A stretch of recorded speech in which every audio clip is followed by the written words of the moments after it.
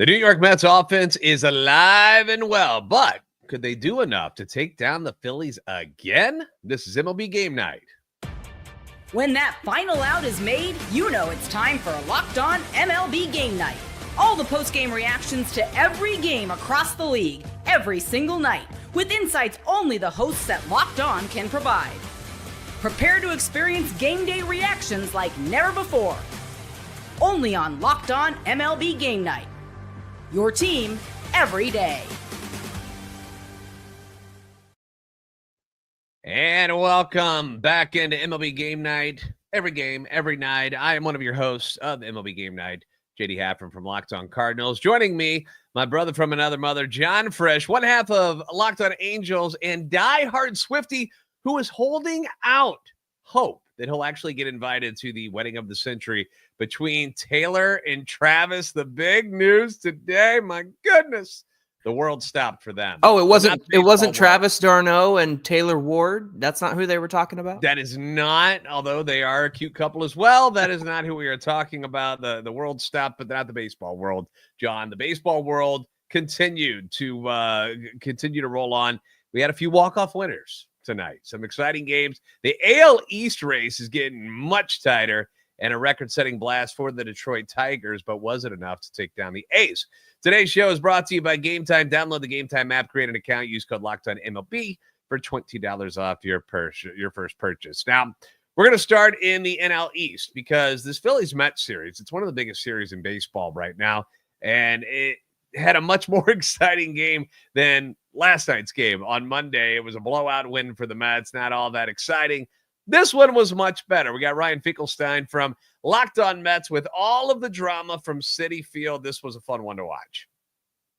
Don't go counting out the New York Mets in the National League East because this division race is back on a thrilling victory on Tuesday night as the Mets walk off Philly to take this series early, now with the chance to sweep this series and get within 4 games of the Phillies in the National League East as soon as tomorrow. This is Ryan Finkelstein, the host of Locked On Mets, and it was just a great team win on Tuesday. You had a really good starting pitcher on the mound in Jesus Luzardo for the Phillies, and the Mets just wore him down, and eventually they got that dam to break. They scored 5 runs in 1 inning, and it was a big rally. It wasn't 1 home run, 1 swing that got it done. Pete Alonso, a big RBI double. Mark Vientos, big RBI single. Brandon Nimmo with a sac fly. The Mets just able to put a long rally together to grab a lead. Unfortunately, that lead did not hold as Ryan Helsley blew another game. 2-run lead in the 8th inning, 1 away. The Mets had to go to Edwin Diaz to get through that 8th and the 9th inning. And just when you were thinking, man, why did the Mets trade for Ryan Helsley? They should have got the best closer on the market. They should have got Joan Duran. That's who they should have got. The Phillies got him, and what a difference maker he has been. Well, then what happens? 9th inning, you see Duran in a tie game, and the Mets get 4 consecutive hits. Starling Marte, Pete Alonso had a 4-hit day, Brett Beatty, and then Brandon Nimmo walks it off for the New York Mets. This team all of a sudden is playing great baseball. They're promoting some top prospects, which is a lot of fun, and it feels like a completely different energy right now as the Mets are ready to take advantage of this stretch run and maybe still take the National League East. Now, John, we've been saying this for a while now when the Mets were struggling, that there's far too much talent in that clubhouse for the Mets to not start playing better, to not start winning baseball games. And we've seen it here recently as they win their 7th game in their last 10. They got a lot of momentum right now, and the offense is a big part of that. They've got one of the best offenses rolling. For a while there, they were just kind of stuck in the mud, but things are starting to work out. They're getting a lot of production from other guys not named, Lindor and Soto and Alonso. I mean, those guys are chipping in, obviously, but it's kind of like a full team effort. McNeil has been doing very, very well. On the other side of things, we got Connor Thomas from Locked On Phillies, and my man is fed up with what he's seeing from his team. Another night, another back-breaking loss for the Philadelphia Phillies. I'm Connor Thomas, your host of Locked On Phillies. I'm so tired of this crap. I am. I can't take it anymore. I can't take this Mets crap anymore. Figure out how to beat this damn baseball team. Act like you deserve to be in these series because right now the Phillies, they just don't have it. They do make a nice comeback in this game. Shout out to Harrison Bader for being somebody who can step up when the team needs it. But then Joan Duran just looks lost in the ninth inning. And I'm not putting this on him entirely, but still, it's unbelievable how every player on this team seems to just play worse, incredibly worse, against the New York Mets. They don't have a prayer to beat this team. They don't. I don't know what to tell you. They're going to lose tomorrow. They're going to lose the next time they play them in Citi Field. I'm done with it. I'm done believing the Phillies are ever going to beat this Mets team at Citi Field. And frankly, I'm over this team and what they put on the field in New York. It's just a mess. Bad at bats when it counts. And I'm done with, not with the season, but definitely with them playing the Mets. We'll talk more on the next episode of Locked On Phillies. You can feel it. You can feel Connor's pain as it comes through the speakers in the video to you. John, he's got a reason to be upset. Phillies are now 2-6 against the Mets this year with quite a few games left against them. You know, sometimes teams, they just have your number, and clearly the Mets got something on them so far this season. Yeah. My thing here is, JD, is who's been the more consistent team over this season. I know that they're both Phillies. NL East rivals, and the Phillies, yeah, they've had their consistency all season long. The Mets, they've had the highest of highs and the lowest of lows. So I understand Connor's frustration in terms of not being able to beat a division rival, especially when you're in first place and they're creeping up behind you. But look, you're in New York, right? You're in Queens, you're on their turf. I'm sure it's loud. The stadium's going crazy, right? There's a lot of factors that impact how you play on an opponent's field. And I think that has something to do with it. But at the same time, both teams are going to get to the postseason one way or another. Now, what happens in a 5-game set, a 7-game set, right? That's TBD, but that's the fun about the playoffs is anything can happen. And right now, I understand it's really frustrating for Phillies fans, but you've got the more consistent team. And I think at the end of the day, while this series is frustrating, while this rivalry is frustrating, you're going to be okay. I think they're going to be just fine. Yeah, and Citi Field, again, has been a tough place for anybody to play this year. That's now, I think, 43 wins for the Mets at home, which is one of the highest amounts in the league right now. Yeah. So shouldn't have any shame for losing there. But I think it's the way they're losing games. It's just like, the bullpen can't get it together. So you feel the frustration. We'll see if the Phillies can bounce back from that one and avoid the sweep. Yankees and Nationals. Now, the Yankees have won back-to-back games as they try to keep pace with Boston and Toronto in the American League East, as well as trying to stay ahead of Seattle in the wild card. So exciting times there. We got Brian from Locked On Yankees on a Stantonian performance for New York. Yankees win Game 2 of the series versus Washington 5-1 at the stadium, and also win the series before the rubber match is played on Wednesday. I'm Brian McKeon from Locked On Yankees, and this was the Giancarlo Stanton game. 5 RBIs, all 5 of the Yankees' runs that are scored come off of the bat of Giancarlo Stanton. Unbelievable. In the best season he's played as a Yankee by far at this point. He is hitting unbelievable. He's hitting all of his strides. Luis Gil had a good start. This is all about the Yankees being able to pitch and being able to hit, and Giancarlo Stanton proved all of that in this game. A bases-clearing double, along with a home run that still hasn't landed at this point. Ball went about 430 feet. Unbelievable season he's having, keeping the Yankees' hopes for their season alive. We'll be discussing all of it on Locked On Yankees. Yeah, Brian's selling Stanton short a little bit there. 2 for 5 ribbies.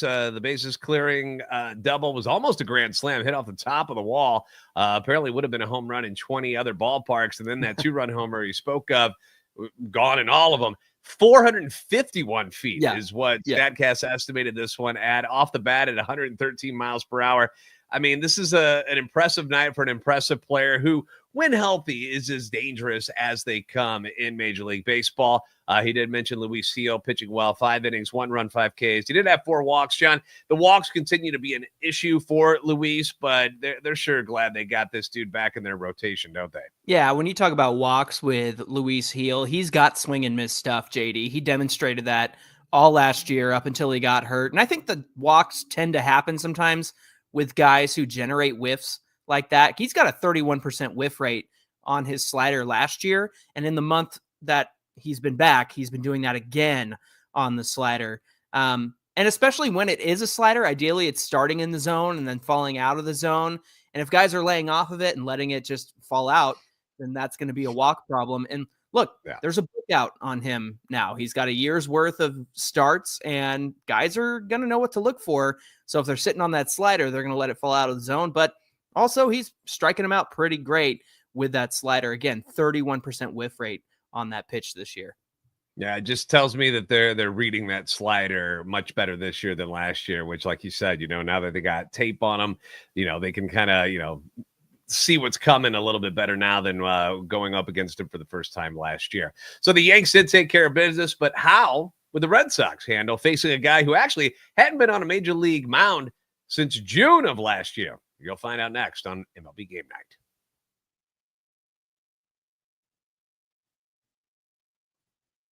Today's show being brought to you by Gametime. Now, there's nothing like catching a baseball game live, but getting tickets, that can be the tough part, right? You got queues, you got login screens, you got surprise fees. Boo! Don't like those. It takes all the fun out of it, and which is why we use Gametime here at Locked On MLB, the app that gives the advantage back to the fans. Gametime, it's fast, it's easy, it's backed by their Gametime guarantee, where you're always going to get 100% authentic tickets delivered on time and at the best price. And I'm telling you, I don't just use Gametime for baseball tickets. I use it for football, basketball. If you want to go to a concert, you can do it there too. Plus, all fees are included, so the price you see is the price you pay. One of the annoying things about going somewhere else is that you have all these hidden fees. All of a sudden, you're like, why am I paying double? That doesn't happen with Gametime. So download the Gametime app, create an account, use code LOCKEDONMLB for $20 off your first purchase. Terms apply. Again, that's promo code LOCKEDONMLB for $20 off. Swipe, tap, ticket, go. Download Gametime today.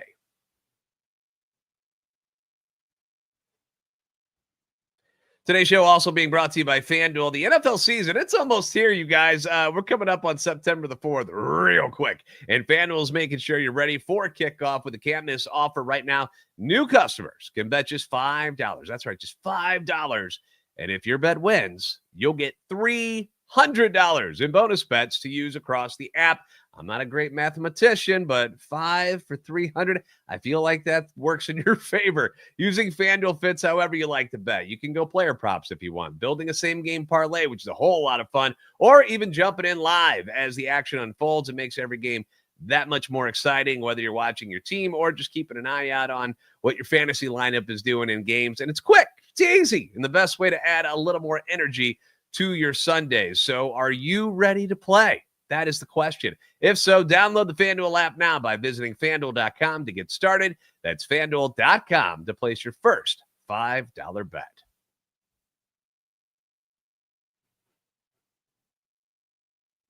We're back at it on MLB Game Night. Just going to stick around in the American League East here for a moment because you got the Boston Red Sox at the Baltimore Orioles. Orioles saw the return of Kyle Bradish, former Angel.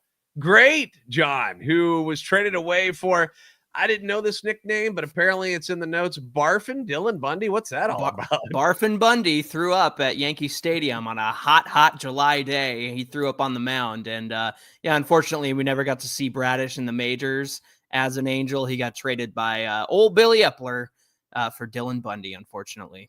Have you ever barfed at a baseball game, John? Not on the field, but actually in the stands anywhere? No, not me. I keep it cool when I'm at the game. Good for you. Good for you. Well, this particular game with Bradish on the mound, he's been away for 14 months after Tommy John surgery. So welcome back, Kyle.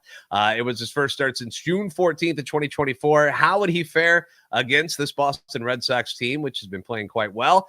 Fortunately for Gabby from Locked On Red Sox, the talk of this game was not about Kyle Bradish. It was actually about her own starter, Boston's Lucas Giolito.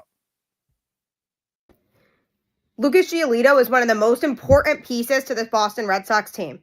I'm Gabby Maljanian from Locked On Red Sox, where the Red Sox just shut out the Orioles by the score of 5-0. And that is all thanks to Lucas Giolito, who came in and shoved. 8 innings, 4 hits, no runs, 8 strikeouts. And his last few starts have been a little shaky. He's been kind of alternating between really good start and really bad start. This was an on-point night for Giolito. When Giolito pitches well, this Red Sox rotation is very scary. He is going to be a difference maker in determining how much of a deep playoff run the Red Sox can make. If he is on, the Red Sox have a very good shot to go very far when you have a 1-2-3 of Garrett Crochet, Brian Bayo, and Lucas Giolito. That's a team that can win games in the postseason. He has to lock in and continue to pitch how he did tonight. Tune into Locked On Red Sox on any podcast platform for more on the Red Sox and Lucas Giolito's start tonight. Now, it was a loss for Bradish in his return, but not a bad start by any means, was it, John? Yeah, 6 innings pitched, 4 hits, including 2 earned runs on 2 solo homers. He had a 10 strikeout night, though, and, for the Orioles to be where they're at right now, they're certainly glad to have Kyle Bradish back. And that's a great start coming back from Tommy John surgery. But Lucas Giolito, also a former Angel great who sucked for the Angels while they were trying to make a playoff push. For you. But yeah, Giolito doing his thing. So they're pretty happy in Boston to have him on their squad this time around. So the Twins and the Blue Jays, they Blue Jays trying to hang on to things in the American League East here. Down 4-0 at one point. The Twins end up storming back with 7 runs over the final 4 innings, including 4 in the 9th inning, to take down the Blue Jays. They come from behind, knock them down 7-5. It was Mickey Gasper launching a game-tying solo home run off Jays closer Jeff Hoffman. We know he's had some struggles this year, and it wasn't a good night for the Hoff. And then it was Matt Wallner who takes some deep 3-run blast to stun the crowd at Rogers Center. That's the 3rd straight game that Wallner has homered, giving him 20 on the season. That Toronto lead in the American League East is getting slimmer by the day, you guys, with both the Sox and Yankees winning. Boston now 4 back of Toronto and New York, 4.5.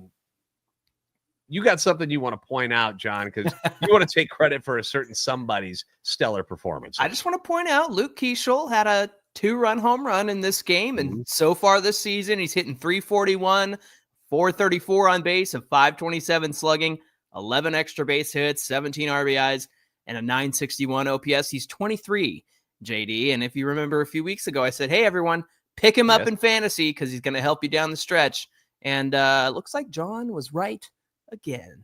John is right again. I actually, my first time I noticed him, other than you bringing him up on MLB The Show, they dropped a new card for him, and nice. He rakes, dude. He's a lot of fun to watch. So if you haven't gotten to catch many Minnesota Twins games yet, definitely keep an eye out for him because he's been a whole lot of fun to watch.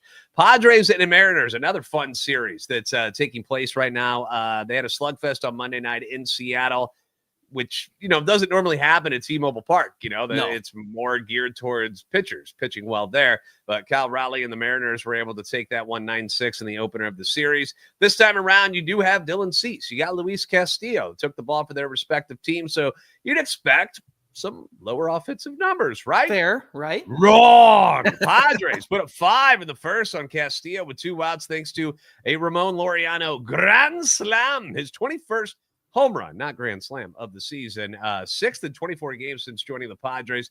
That's a trade that's worked out for San Diego. I think we can say that. The M's, though, they were able to answer back with 6 of their own in the 5th inning on not 1 but 2 3-run shots. You have one by Randy Arozarena, then another one by Eugenio Suarez. That makes it 6-5. Padres counter punch with 2 more in that 6th inning. They retake the lead 7-6, and then the Padres bullpen, they just wouldn't budge, man. These guys are so good, aren't they, John?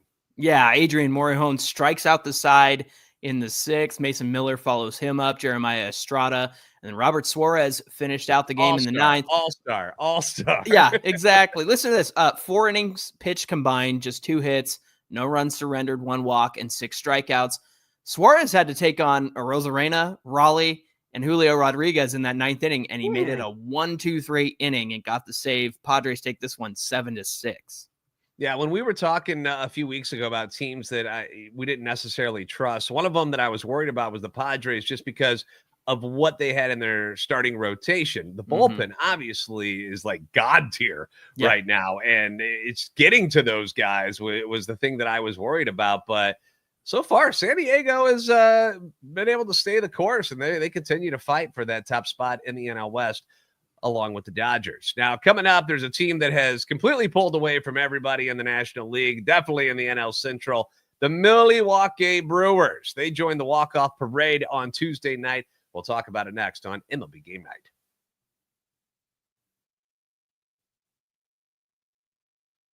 Today's show being brought to you by Upside. So, everydayers, are you still paying full price for gas? Are you? Stop leaving money behind. Knock it off. Get real cash back every time you fill up with the free Upside app. Simply download the free Upside app in the App Store or Google Play right now, and you can start earning cash at the pump today.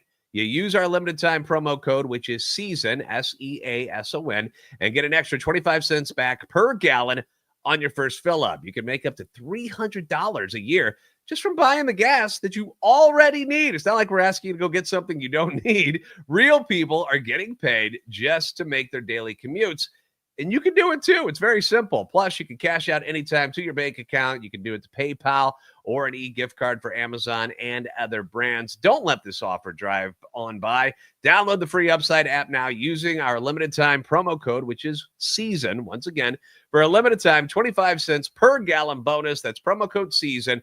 Offers vary by user and location. Go to upside.com for terms and conditions. All right, we got Bob in the chat over here calling us a disgrace, John, for having the Brewers this far down in the lineup of what's happening tonight, even though they got a victory here this evening, a walk-off victory. The thing is, Bob, the Brewers are awesome, and they just beat everybody. Yeah. So it's not like the most exciting thing for them to win again because they do it all the time. But this one was actually a pretty intense game. They had the Diamondbacks in Milwaukee. The Brewers got to be careful because with all that cheese in Wisconsin, they're close to giving their fans heart attacks the last couple of nights. Things have been a little more difficult. Things got dicey for them in this one because they would be up 6-0 again, like they were on Monday night before the Diamondbacks clawed their way back into this one. Chuck from Locked On Brewers has all the drama and the details of how things got out of hand before this walk-off win for the Brew Crew. Ain't nobody beating the Milwaukee Brewers in the bottom of the ninth inning and extra innings. Another walk-off win for the Milwaukee Brewers here tonight. Everybody, Chuck Freeman, instant reaction, Locked On Brewers. Yeah, they blew a 6-0 lead and a lead of 8-3. Koenig and Myers were not good in middle relief. It wasn't good at all. But the Diamondbacks worked themselves back into this game and tied it up. Boy, did the Arizona bullpen start walking guys at the bottom of the ninth inning. God, man. You work your way back into the Diamondbacks and you throw the game away in the bottom of the ninth inning. Hey, we'll take it. Thank you very much. And the Brewers find a way to walk off another team here at AmFam Field. Took a little work, a little drama, but they got it done on the Isaac Collins sacrifice fly to finish off the game. Brewers have won 2 in a row. Talk to you a little bit later on tonight on the next edition of Locked On Brewers. Please subscribe. It's almost like somebody's tickling Chuck's funny bone when he gets on these videos now. Everything has been going so well for the Brewers. They keep on rolling, man. They just find ways to win, and that's what the good teams do, and that's why the Brewers are arguably the best team in baseball right now. Record-wise, obviously they are, but, people will make arguments because they don't have all the big star players and the huge payroll, but definitely not sleeping on them, Bob. We all know Milwaukee's very, very good. How about another walk-off win? This was a fun one. Tigers at the A's. Offense is the name of the game normally in Sacramento. It was no different on Tuesday with the Tigers and A's actually requiring extra innings to decide the fate in this matchup. Jacob Wilson got the scoring going for the A's in the first inning with a 3-run blast against the veteran Charlie Morton, but the Tigers would not be outdone. They get a record-setting grand slam in the third by Riley Green, who hit it over the batter's eye in Sacramento at center field, over the batter's eye there in center field, an estimated 471 feet away from home plate. It was Green's first career grand slam, but it also tied him with Denzel Clark of the A's for the 4th longest home run in Major League Baseball this season. It's the Tigers' longest home run under StatCast tracking since 2015, surpassing Jamer Candelario and J.D. Martinez, who both hit 467. Tied with Giancarlo Stanton for the 2nd longest grand slam hit under StatCast tracking, behind only Kyle Schwarber's, who went 473, and Green's longest career home run by far, surpassing his 453-footer back in 2023.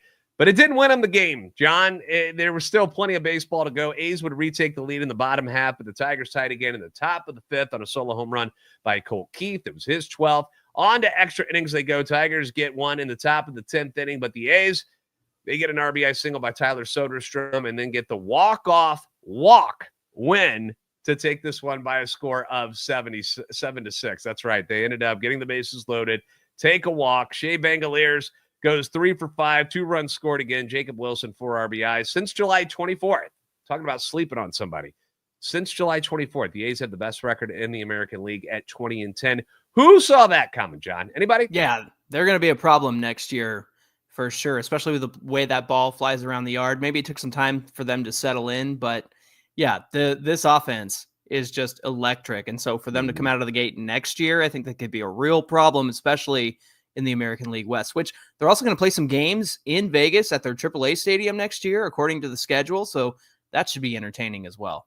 Yeah, for sure. The Reds were visiting the Dodgers in LA. They spanked the Reds on Monday night, and it was more of the same on Tuesday. Jump out to a 6-1 lead thanks to a 4-1 6th inning that started with the Will Smith solo home run, his 16th of the year. The Reds would get back in this one thanks to a 2-run home run in the 7th by Austin Hayes, his 11th to make it 6-3, but that's how it ended. We got Jeff Carr from Locked on Reds, who has one question for Noelvi Marte and the Reds.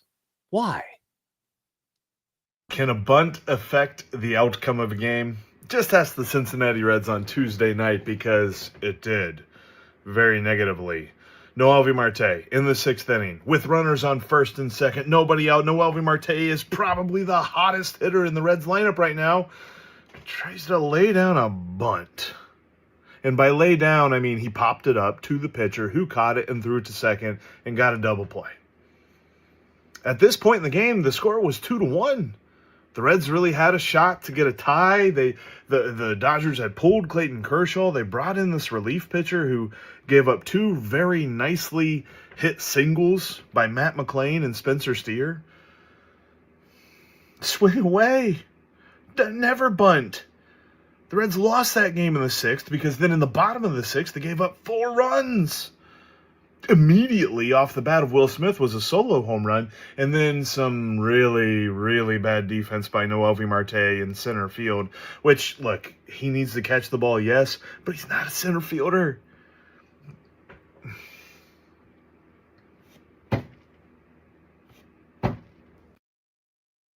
That's it.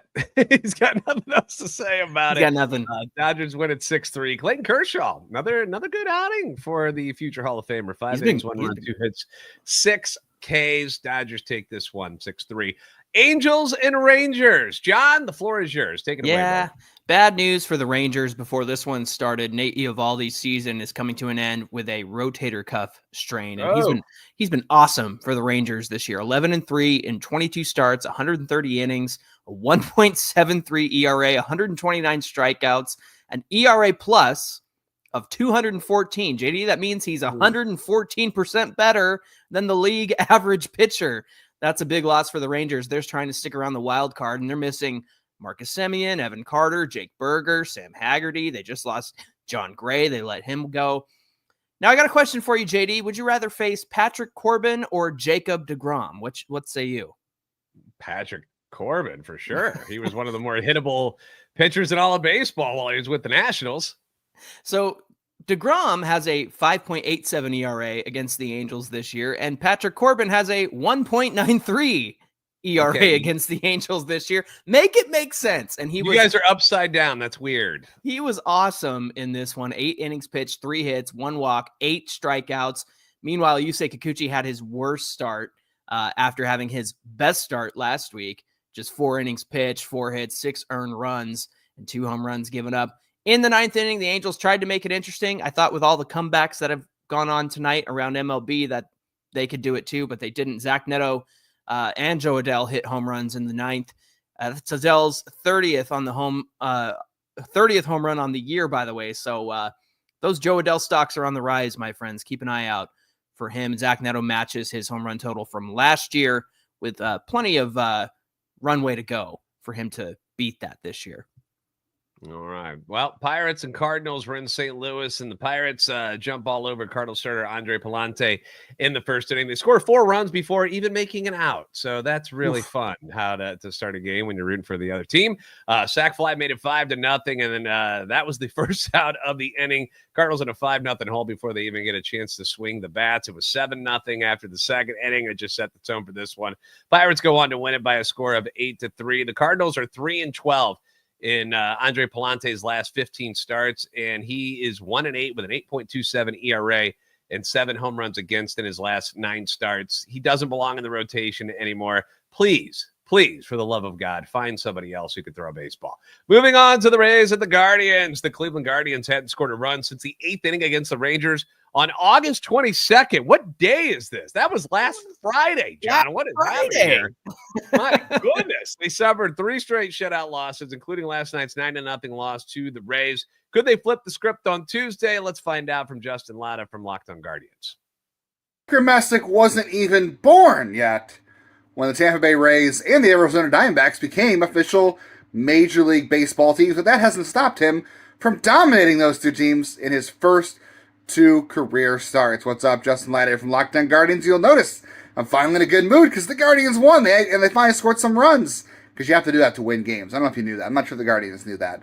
But they scored 3 runs in the first inning. They broke a 28-inning scoreless streak, and they didn't score the rest of the game. They won 8 more innings without scoring, but guess what?